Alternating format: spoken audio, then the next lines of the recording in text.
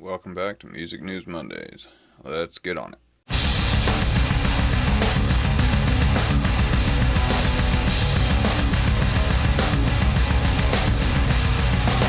I want to start this week off by talking about another YouTuber.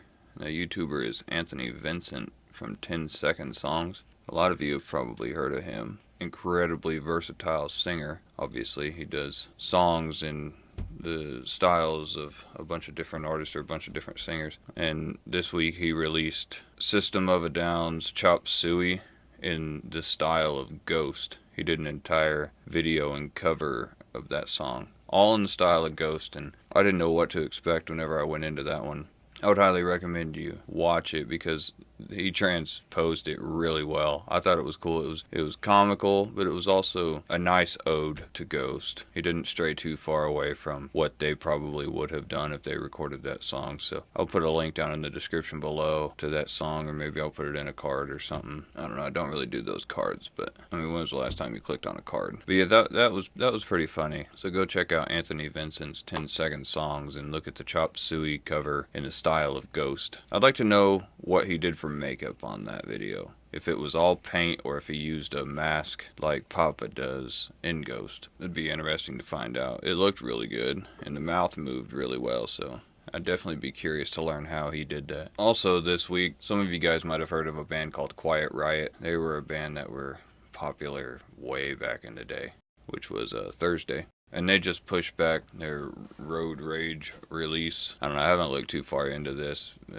They postponed it to re-record with their new singer, James Durbin. If you don't know who James Durbin is, he was the guy who was on American Idol. Younger kid. Actually, I think he and I might be around the same age. I'm not sure. Let me look it up.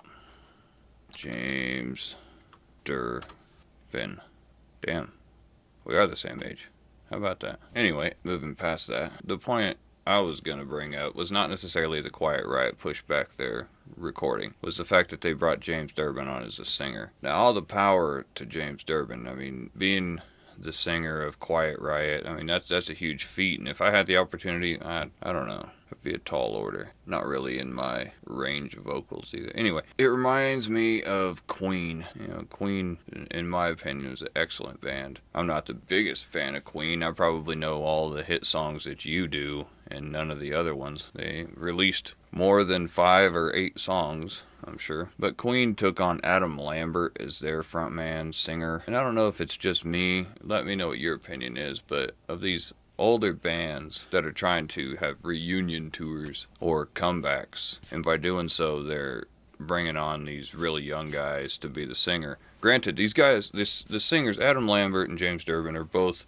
incredibly talented vocalists. Don't get me wrong, they really are. Especially James Durbin. I mean, that guy has a range on him. But I also saw Adam Lambert with Queen when they did a skit on the James Corden show. Is that what it's called? Yeah, James Corden. Had to look that up too. They did a skit on there. I'll link it below so you can watch it. It was pretty damn cheesy, but I mean, Adam Lambert's got a range on him. I just feel that it's kind of stupid in a way for these older bands to come back with these younger singers. I guess Journey did it with their singer. I'm not even going to try to pronounce his name. But I think there comes a time in a band's career where you get old enough. I mean, if we're honest, a lot of the members have passed away now, and some of them should just hang it up, in my opinion. If you can't really stay true to the members, even if the singer sounds great and sounds like the person, I don't know.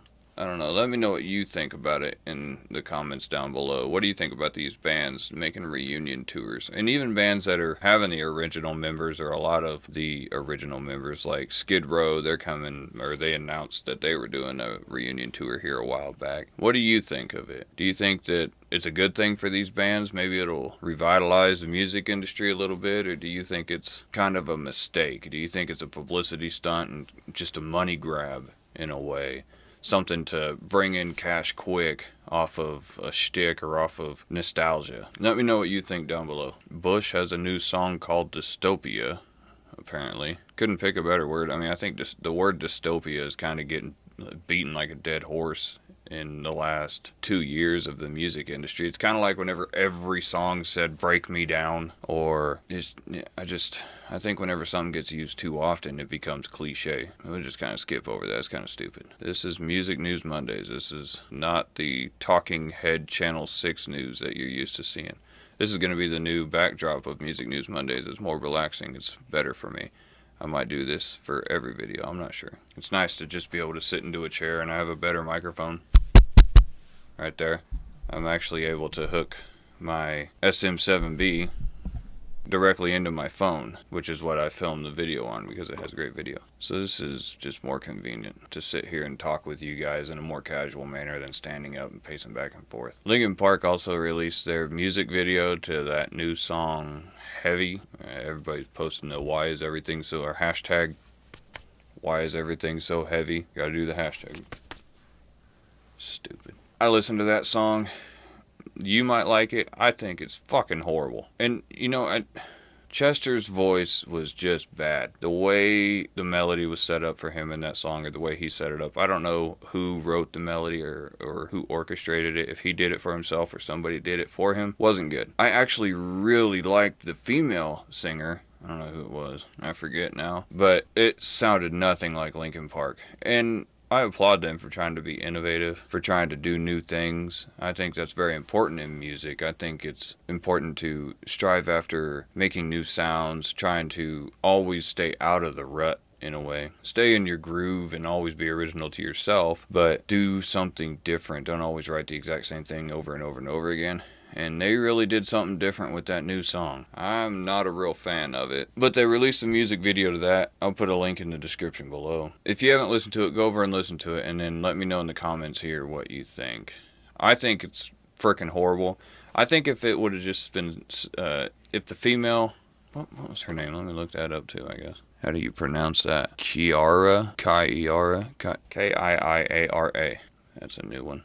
I don't know, the song itself seems to have good context as far as the message that it's trying to get across, but if you go to the video has a substantial number of dislikes. Granted, a lot of videos get a substantial number of dislikes. That doesn't necessarily mean it's good or bad. A lot of people troll videos and dislike it just because. But go watch it if you haven't already, and come back and let me know what you thought. Did you think it was good? You think it's a good change, a good step off the beaten path for them, or is it something that they probably should have stayed away from? Don't forget to follow me on Instagram, Facebook, and Twitter at Stenosis Music. You can add me on Snapchat at Stenosis Music as well. If you want to see more Music News Mondays and learn more about the life of a musician, then subscribe. I really appreciate that. And if you like these Music News Mondays, give this video a like. Make me feel good. We'll see you next time.